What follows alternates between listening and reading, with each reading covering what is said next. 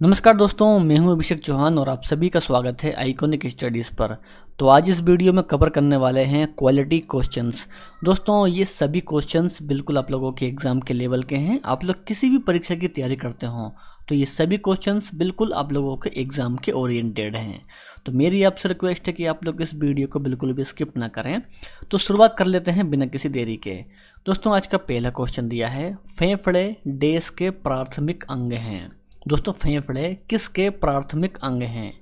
पहले क्वेश्चन का जो सही उत्तर है दोस्तों वे हो जाएगा श्वसन। ऑप्शन नंबर जो डी है ना वे हमारे पहले क्वेश्चन का सही उत्तर हो जाएगा। ठीक है ना। चलिए तो आगे है, किस दवा का वेदना यानी कि पेन रिलीफ से राहत पाने के लिए प्रयोग किया जाता है? दूसरे क्वेश्चन का प्यारा साथियों जो सही उत्तर हो जाएगा वे हो जाएगा ट्रेमोडाल। दोस्तों ट्रेमोडाल का प्रयोग किया जाता है पेन रिलीफ के लिए।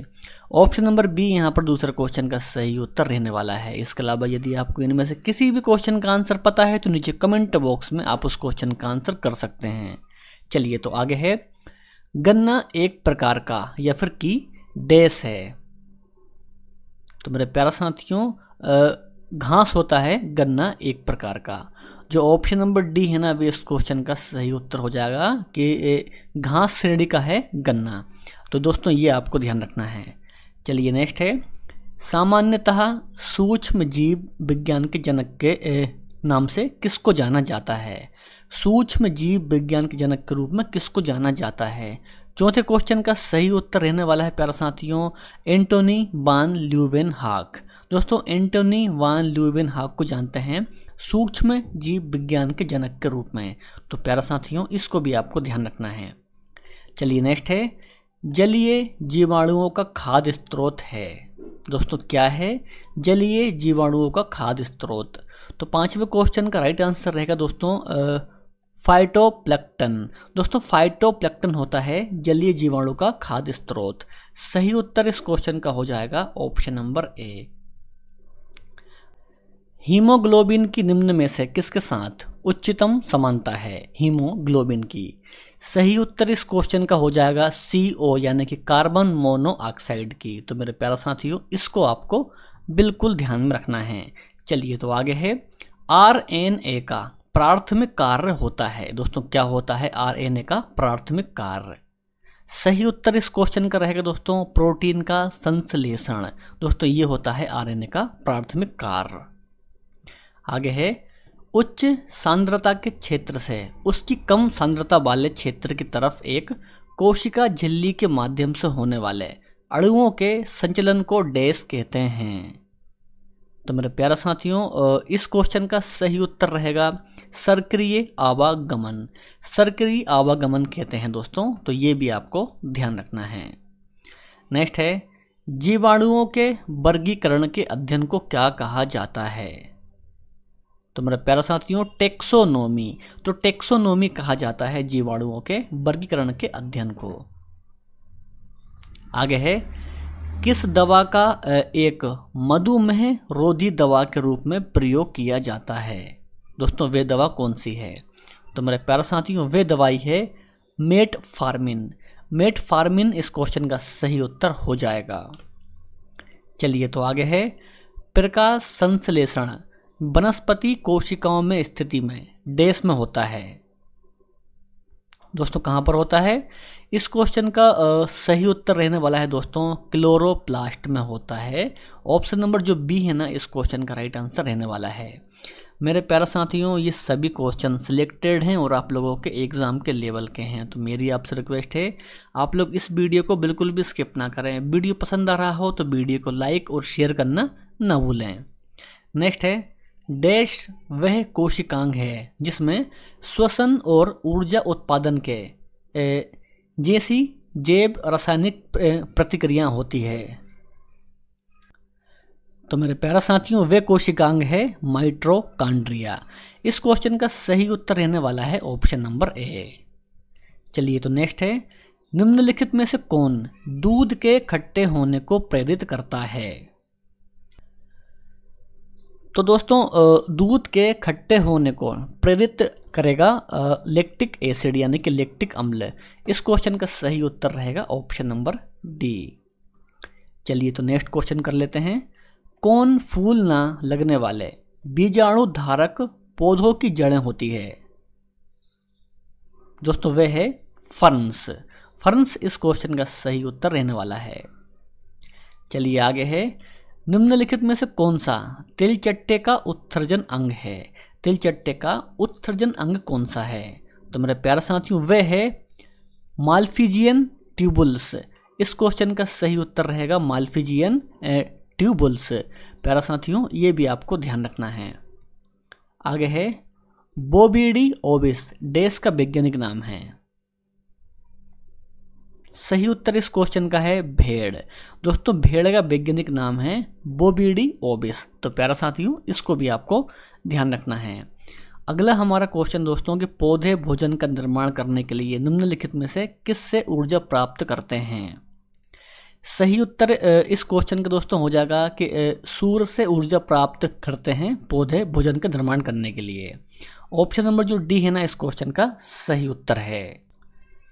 चलिए तो नेक्स्ट है, निम्नलिखित में से कौन सी गुर्दा की संरचनात्मक और कार्यकारी इकाई है?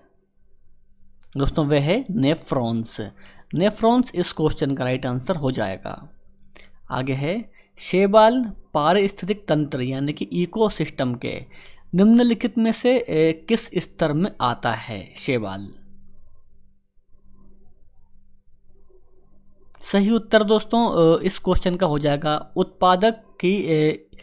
उत्पादक के स्तर में आता है शैवाल। इस क्वेश्चन का सही उत्तर रहने वाला है उत्पादक। नेक्स्ट है, निम्न में से कौन सा मानव मस्तिष्क का सबसे बड़ा हिस्सा है? मानव मस्तिष्क का सबसे बड़ा हिस्सा कौन सा है? सही उत्तर इस क्वेश्चन का है दोस्तों सेरेब्रम। दोस्तों सेरेब्रम होता है मस्तिष्क का सबसे बड़ा हिस्सा। तो ये भी आपको ध्यान रखना है। 21 क्वेश्चन है, छोटी आंत और बड़ी आंत के जंक्शन से जुड़ी थैली को क्या कहा जाता है? वेरी इंपॉर्टेंट क्वेश्चन दोस्तों। सही उत्तर इस क्वेश्चन का हो जाएगा अंधांत्र कहा जाता है दोस्तों छोटी आंत और बड़ी आंत के जंक्शन से जुड़ी हुई थैली को। इस क्वेश्चन का सही उत्तर रहेगा दोस्तों अंधांत्र। तो प्यारा साथियों ये भी आपको ध्यान रखना है। दांत की जड़ किस पदार्थ से आच्छादित होती है? सही उत्तर है दोस्तों सीमेंटम से। सीमेंटम से दोस्तों दांत की जड़ आच्छादित होती है। प्यारा साथियों ये भी आपको ध्यान रखना है। ऑप्शन नंबर ए इस क्वेश्चन का सही उत्तर रहने वाला है। नेक्स्ट है, इक्राइन ग्रंथियों का प्रमुख कार्य क्या है? वेरी इंपॉर्टेंट क्वेश्चन दोस्तों। तो मेरे प्यारा साथियों पसीना उत्पन्न करना। दोस्तों पसीना उत्पन्न करना तो ये प्रमुख कार्य होता है इक्राइन ग्रंथियों का। इस क्वेश्चन का सही उत्तर रहेगा ऑप्शन नंबर डी। नेक्स्ट है, पादप जगत में फर्न और फर्न सहयोगी किस समूह से संबंधित हैं? पादप जगत में तो मेरे प्यारे साथियों ये संबंधित हैं टेरिडोफाइटा से। इस क्वेश्चन का सही उत्तर रहेगा टेरिडोफाइटा। तो प्यारे साथियों इसको भी आपको ध्यान रखना है। नेक्स्ट 25 क्वेश्चन, मानव शरीर में दोनों ओर स्थित अंग को पहचानिए। सही उत्तर इस क्वेश्चन का हो जाएगा दोस्तों वृक्क। दोस्तों वृक्क होता है मानव के शरीर में दोनों ओर स्थित है, ठीक है ना। ऑप्शन नंबर बी इस क्वेश्चन का सही उत्तर रहेगा। आगे है, थक्का बनाने की प्रक्रिया के कारण घाव से रक्त स्राव बंद होना क्या कहलाता है? तो मेरे प्यारे साथियों स्कंदन कहलाता है थक्का बनने की प्रक्रिया के कारण घाव से रक्त स्राव बंद होने की प्रक्रिया। तो जो ऑप्शन नंबर डी है ना इस क्वेश्चन का सही उत्तर हो जाएगा। 27 है, कौन सा प्रोटीन उपकला कोशिकाओं को क्षतिग्रस्त होने से बचाता है?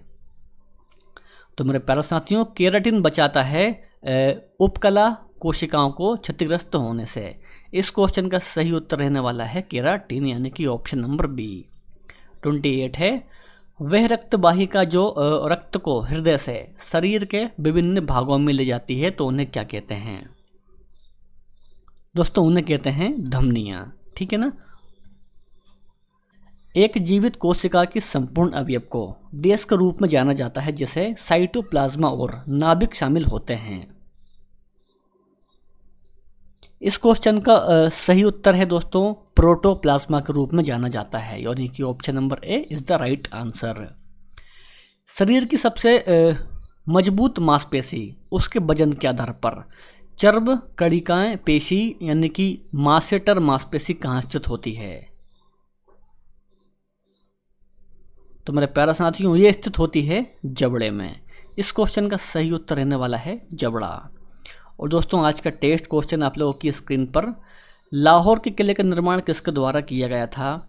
अकबर, जहांगीर, शाहजहां या फिर औरंगजेब? प्यारे साथियों इस टेस्ट क्वेश्चन का सही उत्तर क्या है वो आपको कमेंट करके बताना है। आज का वीडियो पसंद आया हो तो वीडियो को लाइक करना है और अपने दोस्त और भाई बहन में शेयर भी करना है। तो मिलते हैं नेक्स्ट वीडियो में। जय हिंद, वंदे मातरम।